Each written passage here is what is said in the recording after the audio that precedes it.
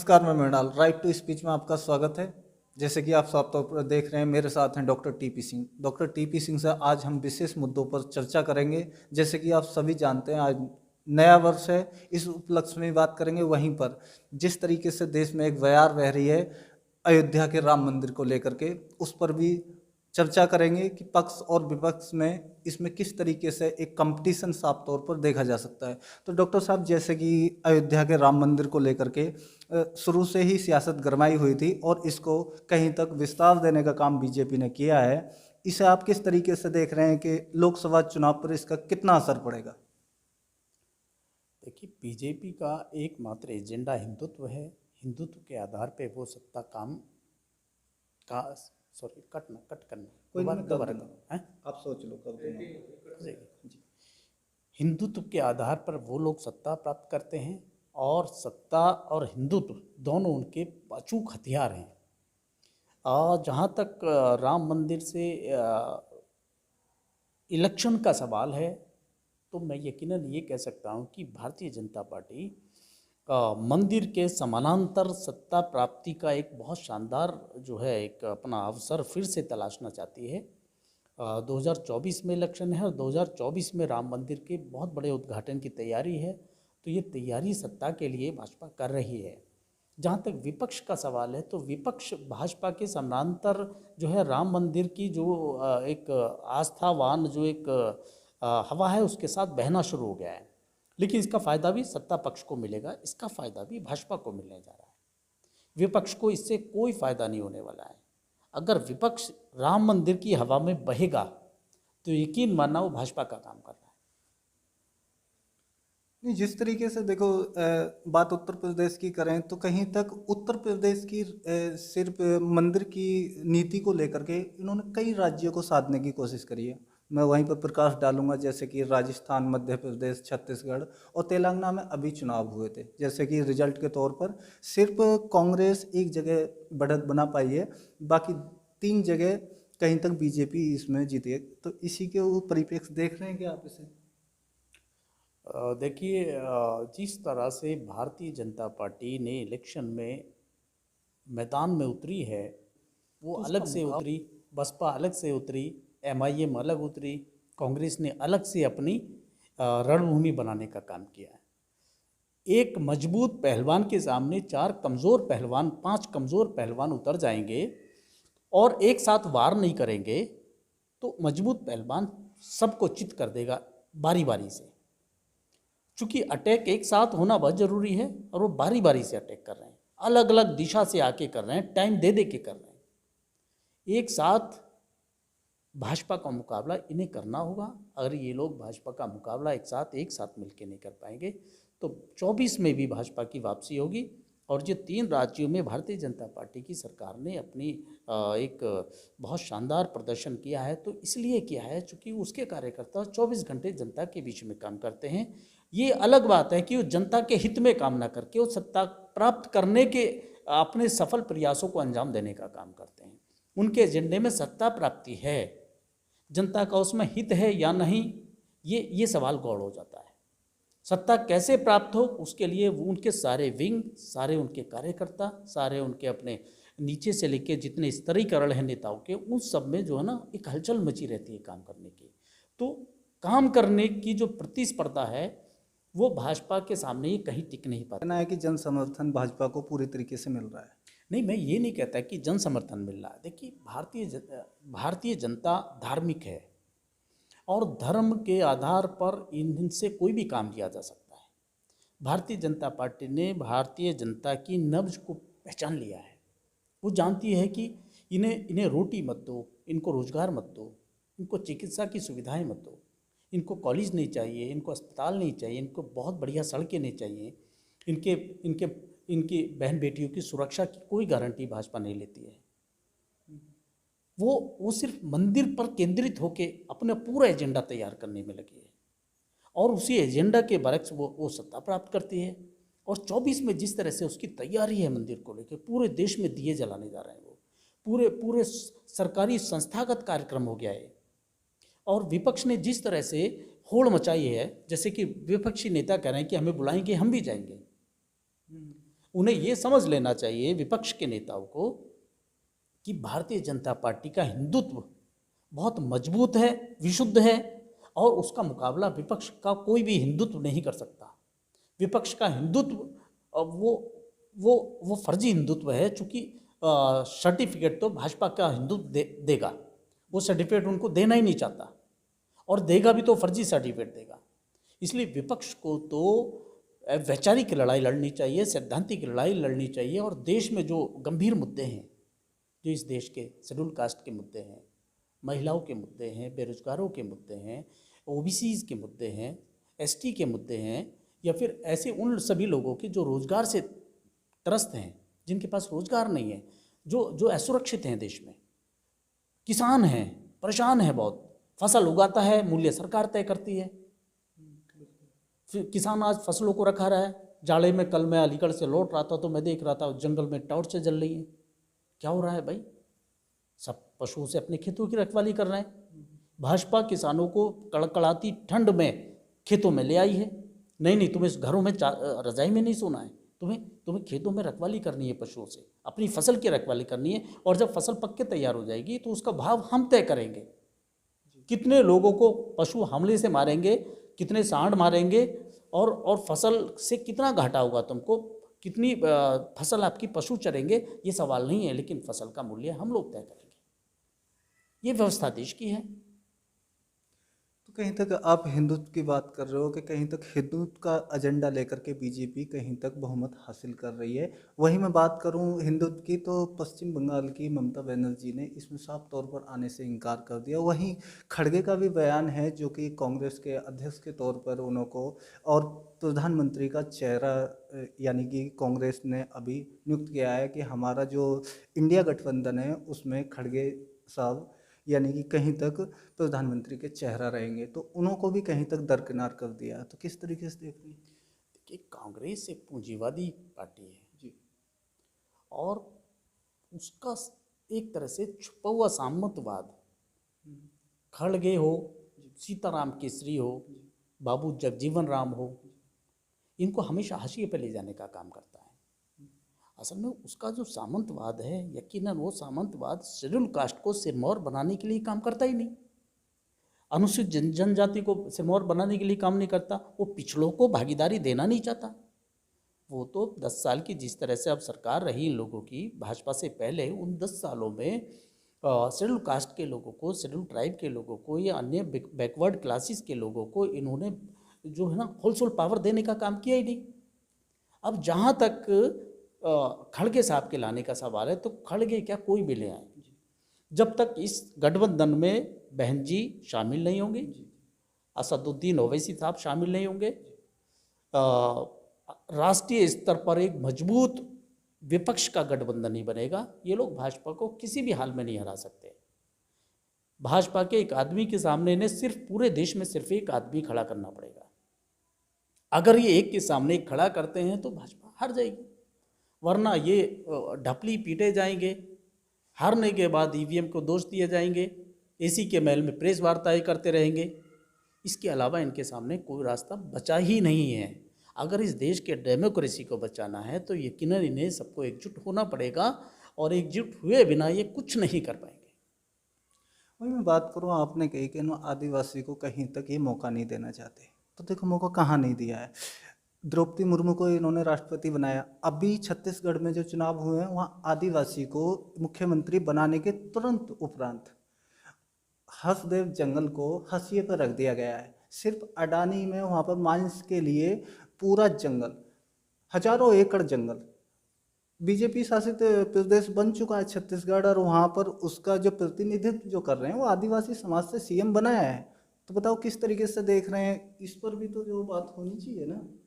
देखिए, उनका आदिवासी, उनका दलित जी, उनकी विचारधारा पे काम करता है। वो किसी भी व्यक्ति को अपने ढांचे में सांच कर, उसे सेटअप देकर तब उससे अपना काम कराते हैं। कोई मुस्लिम भी उनके साथ आता है तो उससे अपना काम कराते हैं, मुसलमानों का काम उससे नहीं कराते। दलितों को अपनी पार्टी में जिम्मेदारी देकर वो दलितों का काम नहीं कराते, अपनी पार्टी का काम कराते हैं, अपने विचार पे काम कराते हैं, अपने सिद्धांतों पे काम कराते हैं। उनका तो साफ तौर पे कहना है कि अगर कोई शेड्यूल कास्ट का व्यक्ति बीजेपी में आता है तो उससे एक सवाल करते हैं, अब अप्रत्यक्ष सवाल होता है, मौन सवाल होता है कि हमारी पार्टी में अपने समाज का काम करने आ रहे हो या अपने समाज में हमारी पार्टी का काम करने जाओगे। जी। उसी आंसर के अकॉर्डिंग उसको पावर देते हैं, लेकिन काम वो अपना ही कराते हैं। मैं बात करूं पंजाब में कहीं तक बहुत बड़े यानी कि चेहरा रहे हैं, कहीं तक राजनीति का बहुत बड़ा हिस्सा रहे हैं, बादल सिंह की बात कर रहा हूं। उन्होंने साफ तौर पर अभी एक बयान दिया है कि देखिए 2% सिख हैं हम पूरे भारत में, एकजुट हैं तो कहीं तक पंजाब की सत्ता में हमेशा काबिज रहते हैं, लेकिन मुस्लिम 18% है, 18% होने के बावजूद मुस्लिम एकजुट नहीं है। इस पर क्या कहेंगे? देखिए, इस देश का मुसलमान बहुत जज्बाती है और राजनीतिक ईमानदार है। उसकी ईमानदारी का फ़ायदा वो सेकुलर दल उठाते हैं जो उन्हें उन्हें नेतृत्व देना नहीं चाहते। जो संविधान में उनके लिए प्रदत्त सुविधाएं हैं वहाँ तक पहुँची नहीं। जो इस देश में मुसलमानों का वोट लेके सरकारें बनी हैं, वो मुसलमानों के लिए बहुत सारी कमेटियाँ बनी हैं, आयोग बने हैं, उनकी सिफारिशों को लागू क्यों नहीं करते? कांग्रेस मुसलमानों की देन है, समाजवादी पार्टी मुसलमानों की देन है। बहन जी को भी बहुत बड़ा सपोर्ट किया इन्होंने। बहन जी ने तो कुछ हद तक कुछ काम किए हैं बेहतर, और कानून व्यवस्था बहुत बेहतर रही है, लेकिन मुसलमानों का वोट लेकर, इतनी बड़ी तादाद का वोट लेकर इन्होंने मुसलमानों के लिए कुछ नहीं किया, निकम्मे साबित हुए। तो मुसलमान राजनीतिक तौर पे बहुत ईमानदार है, उसे यूनाइट होने की ज़रूरत है। अगर देखिए 7% यादव अपनी सरकार बना सकता है,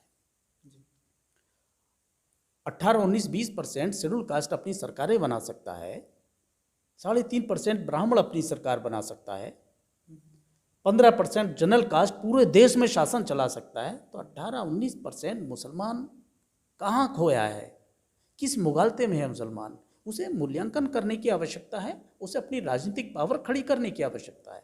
अगर वो खड़ी नहीं कर पाएगा तो ये राजनीतिक दल उसको बैंगन की तरह से थाली में घुमाते रहेंगे। बात करो ये बिहार की राजनीति की, तो कहीं तक तेजस्वी यादव सही काम कर रहे हैं।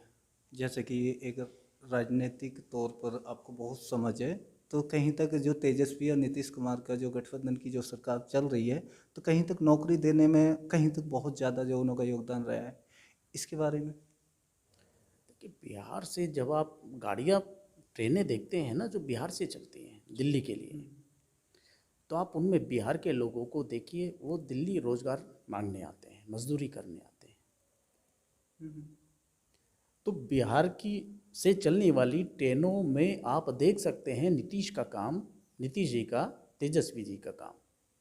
लालू यादव जी अभी एक बड़े मंदिर में जो है पूजा पाठ करने गए, मन्नतें मांगने गए, तो मंदिरों में जब ये चक्कर गिन्नी लगाएंगे तो इस पूरी उनकी अपनी मेंटलिटी से इस बिहार के लोगों को, जो SC ST OBC माइनॉरिटी के लोग हैं, उन्हें समझ जाना चाहिए कि मंदिर की राजनीति का बिहार के विकास से क्या ताल्लुक है। अगर इस अंतर संबंध को वो देख पाते हैं तो फिर मैं समझता हूँ कि तेजस्वी यादव हों या नीतीश कुमार हों, उन्होंने बिहार के आम आदमी जो परेशान है, जो रोटी के लिए परेशान है, जो रोज़गार के लिए परेशान है, जिसके लिए घर नहीं है, उस पक्ष पर तेजस्वी जी ने और नीतीश जी ने सोचने की कोशिश की नहीं आज तक। अगर वो सोच लेते तो ट्रेनों में जो छतों पे जो लोग चल रहे हैं ना, इस कड़कड़ाती ठंड में भी। सर उसके लिए एक टाइमिंग रहती है। अभी टाइम कितना हुआ है, लेकिन रोजगार की बात करें तो पूरे भारत में अब तक का सारा रिकॉर्ड तोड़ दिया। तेजस्वी युवा नेता हैं, हालांकि लोग उन्हें चाहे कुछ भी कहें, तेजस्वी को कहीं तक सपोर्ट पूरे भारत से मिल रहा है इस बात को लेकर के। कहीं तक रोजगार में जो केंद्र सरकार को करना चाहिए था वो तेजस्वी ने कर दिखाया, और उसी के उपलक्ष्य में योगी सरकार ने ये 62,000 वैकेंसियाँ निकाली हैं। और फिर एक और मज़ेदार बात है इसमें कि कहीं तक जब स्वर्णों ने CM आवास को घेरा तो उनकी मात्र 48 घंटों में उनकी मांग मान ली गई एज को लेकर के। ठीक है, अच्छी बात है कि लेकिन अगर कहीं तक शिक्षा मित्रों की बात करें तो कितने दिन हो गए हैं उनकी अभी तक नियुक्ति बहाल नहीं हुई है।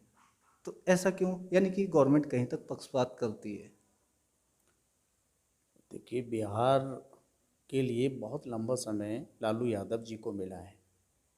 नीतीश जी आज तेजस्वी जी के साथ गठबंधन में हैं, तो नीतीश जी को बड़ा लंबा समय मिला है। अब तेजस्वी जी मिलके अगर नीतीश जी के साथ या अपने पिताजी के संस्कारों को राजनीति में आगे बढ़ाने का काम कर रहे होंगे तो मैं समझता हूँ कि बिहार की दुर्दशा अभी सुधरने वाली नहीं है। हाँ, टाइम तो लगेगा। लालू जी ने लंबा समय जो है शासन किया है, नीतीश जी वो भी बैंगन की तरह से कभी भाजपा कभी इसके साथ कभी उसके साथ घूमते फिर रहे हैं। देखिए, जो दल जो नेता सिर्फ सत्ता के लिए काम करेगा वो आम जनमानस के लिए काम नहीं करेगा। आम जनमानस के लिए काम करने वाली सरकारें 5 साल बाद बदल दी जाती हैं देश में। मैं इस पक्ष पर अखिलेश यादव जी का, बहन जी का इसलिए सपोर्टर हूँ कि अखिलेश जी ने बहुत बुनियादी योजनाएं चलाई, बहन जी ने बहुत बुनियादी योजना चलाई, बहन जी ने काया पलट कर दिया पूरे प्रदेश का। तो इस तरह की योजनाएं चलाने वाली सरकारों को, नेताओं को दोबारा मौका मिलना चाहिए। ये हमारी जनता है, जज्बाती है, भावुक है।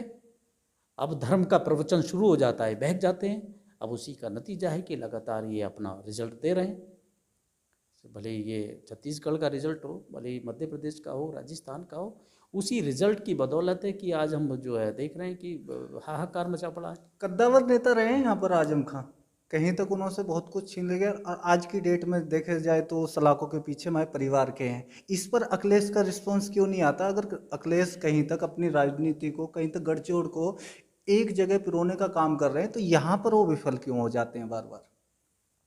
मैंने अभी बताया था आपको कि ये लोग मुसलमानों का वोट लेना चाहते हैं और मुसलमानों का वोट लेकर ये लोग अपनी सत्ता को कायम रखने की पुरजोर कोशिश करते हैं। ये आजम खान साहब के साथ जिस तरह से हुआ है, यकीनन एक बहुत बड़ी मुसलमानों की ये क्षति है और इस क्षति की भरपाई अगर मुसलमान समझता है तो अखिलेश यादव जी जिंदगी भर नहीं कर पाएंगे। वही मैं बात करूं लक्ष्मण यादव की, दिल्ली यूनिवर्सिटीज़ में कहीं तक प्रोफेसर थे तो फिर उनको कहीं तक यानी कि निरस्त कर दिया है, कहीं तक उनको निकाल दिया गया बिना नोटिस जारी किए। उन्हें विचार से डर लगता है, उन्हें विचारधारा से डर लगता है, उन्हें अम्बेडकरवाद से डर लगता है, उन्हें समाजवाद से डर लगता है, उन्हें मार्क्सवाद से डर लगता है। दूसरी घटना है ऋतु सिंह को 2020 में बिना किसी नोटिस जारी किए निकाल दिया गया था। अब दूसरी घटना अभी हमारे को देखने को मिली। तो सेम विचारधारा के लोग हैं तो क्या ऐसे ही पूरे भारत से जो प्रोफेसर हैं, जो दलित समुदाय से आते हैं या फिर बीसी या फिर किसी भी समुदाय से आते हैं, जो कोई राइट की बात करेगा उसकी बात को दबाने के लिए क्या गवर्नमेंट इस तरीके से इस्तेमाल करेगी? सत्ता जब खुद को दोहराने की कोशिश करती है तो सवालों का दमन करती है, सवालों को करने वाली जुबानों को काटती है।